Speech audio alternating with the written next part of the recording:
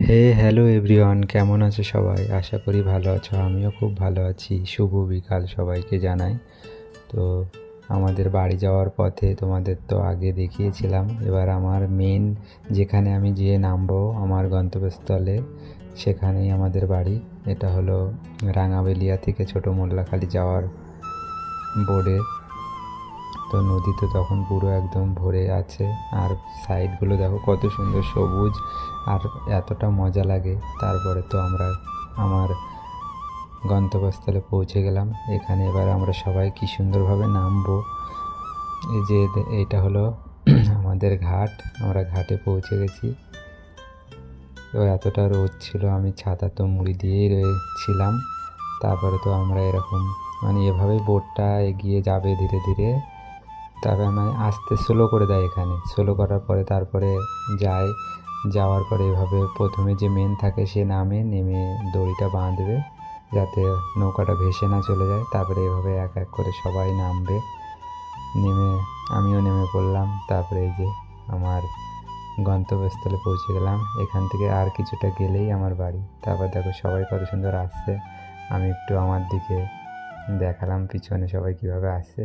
তারপরে এখানে অনেকে টাকা দেয়, যারা ওপার থেকে দিয়ে আসে তারা দেয় না, আর এপারে যারা যায় তারা এখানেই দিয়ে দেয়। তারপরে এভাবে নৌকা থেকে সব সাইকেল, মোটর সাইকেল সবাই এভাবে আসে ধীরে ধীরে। তারপরে আমাদের এখানে এসে নেমে গেলাম। নেমে আমার সেই ছোটোবেলার খেলার জায়গা, এখানে তো খুব সুন্দর।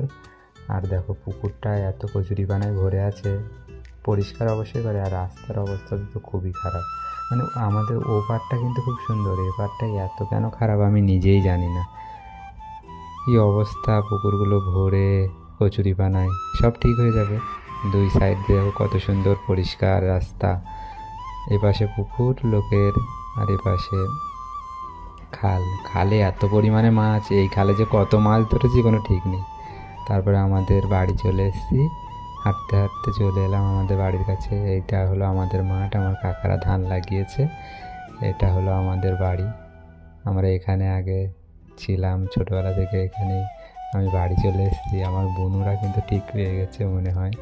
তাই দেখো এটা আমার কাকির ছাগল। এই সাইডটা দেখেছো পরিষ্কার করেছে, এভাবে সব পুরো পরিষ্কার করে দেবে। তো আমাদের বাড়ি আমি পৌঁছে গেলাম। আগে তো খুবই খারাপ ছিল, আর বর্ষাকালের দিন তো এভাবে সব ইট পেতে দেয়।